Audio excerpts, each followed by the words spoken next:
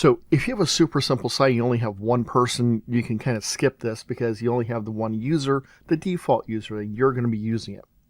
But if you're going to have more than one user on a site, multiple people using the site, then you need to know how to set them up and configure them. So let's talk about how we're going to do this real quick.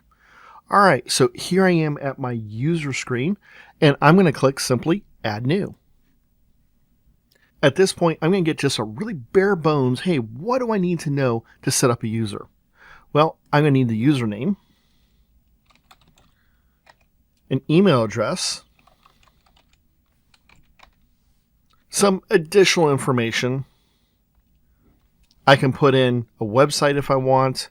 I can generate a password, or I could enter my own password. Now, if I just put in my password like this, you're going to notice it's not very strong. So a lot of times using that generate password is actually a good idea.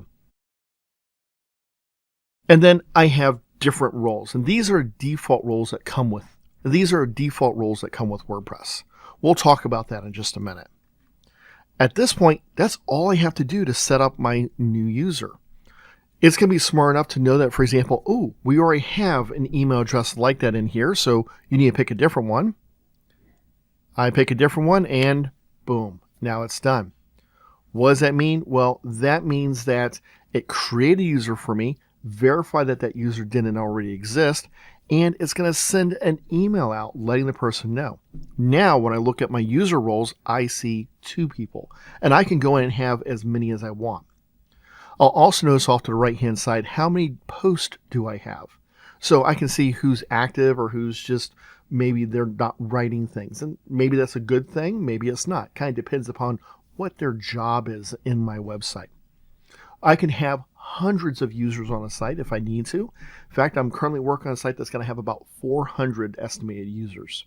So this is not that uncommon. It's a pretty simple thing to do. And you saw how difficult it was to set this up. Very, very easy. If I need to come in here and change the demo user again, all I have to do is click on their name. When I click on their name, I get the same edit user page that I got from before, just as when I was editing myself. I can go through that page, make the changes I need to, just like I did when I edited myself. This works really well for adding and editing users inside of WordPress.